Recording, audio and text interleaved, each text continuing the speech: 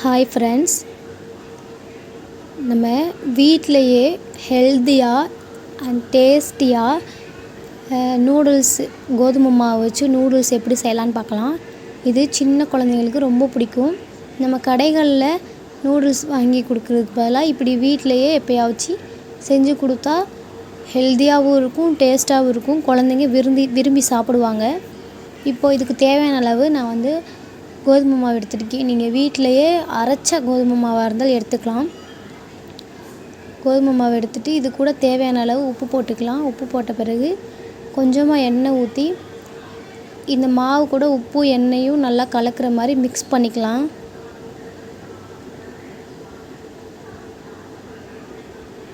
நல்லா எல்லா மாவோடையும் இந்த உப்பை எண்ணெயும் நல்லா கலந்து விட்டுக்கலாம்.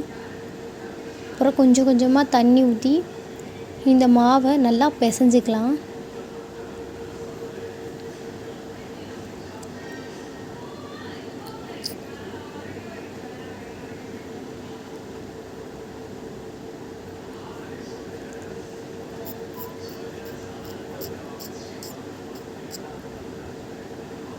நம்ம சப்பாத்திக்கு மாவு பிசைவோம்ல, அந்த மாதிரி நல்லா சாஃப்டாக மாவு பிசைஞ்சிக்கலாம்.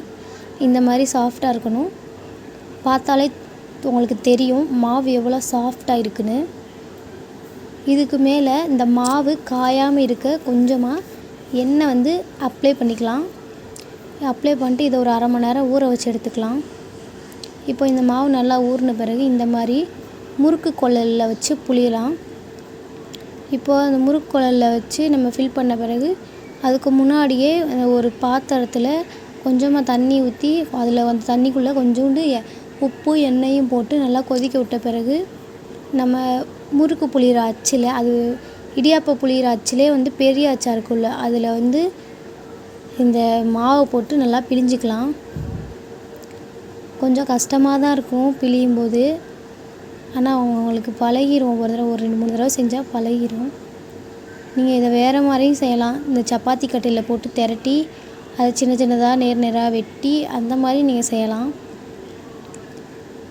இந்த மாவு இந்த நூடுல்ஸ் நல்லா நம்ம புளிஞ்சு விட்ட நூடுல்ஸ் நல்லா ஒரு 20 நிமிஷம் வேக வச்சு எடுத்துக்கலாம். இந்த நூடுல்ஸு வெந்துச்சான்னு பார்த்துட்டு அது ஒரு பாத்திரத்தில் எடுத்து உடனே கூலிங் வாட்டரை ஊற்றி வச்சிடணும். கூலிங் வாட்டரை ஊற்றி வேறு பாத்திரத்தில் எடுத்து வச்சிடணும். அப்போ தான் களியாகாமல் இருக்கும். இல்லைன்னா ஒரு மாதிரி களி மாதிரி ஆயிரும். அந்த நூடுல்ஸு எடுத்த உடனே ஒரு கூலிங் வாட்டரில் போட்டு வச்சிடணும். இப்போ இதுக்கு தேவையான வெங்காயம், கேரட்டு, குடமிளகா நான் எடுத்திருக்கேன். அது கூட soya sauce, chilli sauce, tomato sauce எடுத்திருக்கேன். இப்போது ஒரு வடை சட்டியில் கொஞ்சமாக எண்ணெய் ஊற்றிக்கலாம். அது கூட நம்ம வெட்டி வச்ச வெங்காயத்தையும் போட்டுக்கலாம்.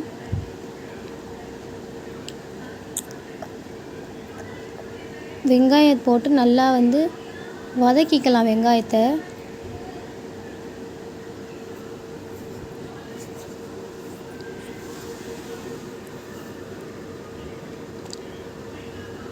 வெங்காயம் நல்லா வதங்கின பிறகு இது கூட நம்ம நீளமாக நறுக்கி வச்சுருக்க அந்த கேரட்டை போட்டுக்கலாம். அது கூடவே குடமிளகாயும் போட்டுக்கலாம். உங்களுக்கு வேறு ஏதாச்சும் வெஜிடபிள் சேர்க்கணும்னு ஆசைப்பட்டிங்கன்னா அதையும் போட்டுக்கலாம். பச்சை பட்டாணி, ப்ரொக்கோலி இந்த மாதிரி ஏதாவது போட்டுக்கலாம். நீங்கள்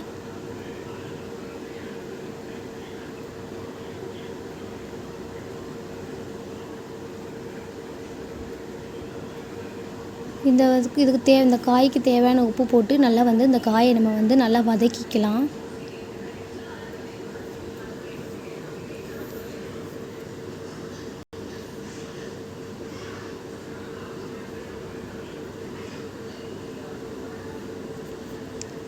அவ்வளோதான், காய் நல்லா வதங்கிருச்சு. வெங்காயம், இந்த கேரட்டு, நம்ம போட்ட குடமிளகாயெல்லாம் நல்லா வதங்கிருச்சு.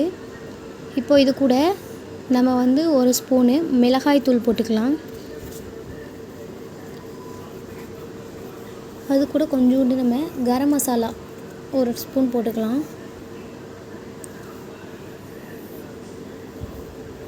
இத்தனை பேருக்கு நூடுல்ஸ் ரொம்ப பிடிக்கும்னு கமெண்ட் பண்ணுங்கள். பிடிக்காது எனக்கு நூடுல்ஸ் அப்படின்றவங்களும் நீங்கள் கமெண்ட் பண்ணுங்கள். இந்த மிளகாய் தூள், கரம் மசாலா போட்டோம்ல, இதை நல்லா இந்த காயோட மிக்ஸ் பண்ணி வதக்கிக்கலாம்.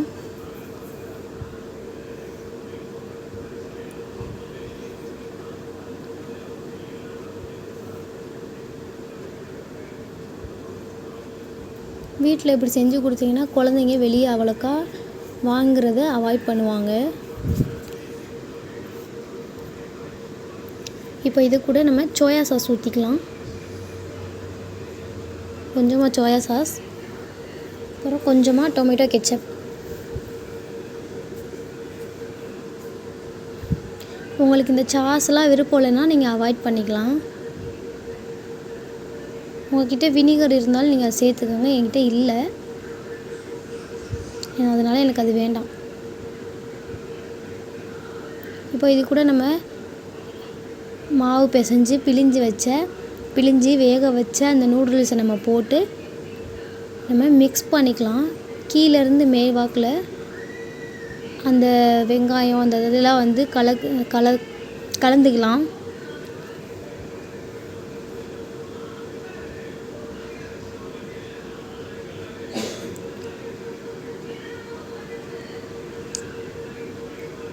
நல்லா எல்லா பக்கட்டும் அந்த மசாலா வந்து மிக்ஸ் பண்ணுற மாதிரி கலந்து விட்டுக்கலாம்.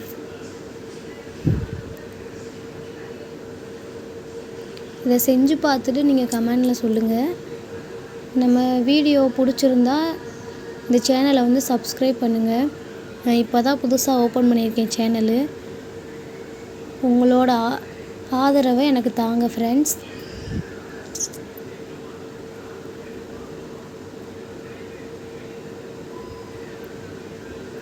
உங்கள் ஃப்ரெண்ட்ஸுக்கும் இந்த வீடியோவை ஷேர் பண்ணி விடுங்க.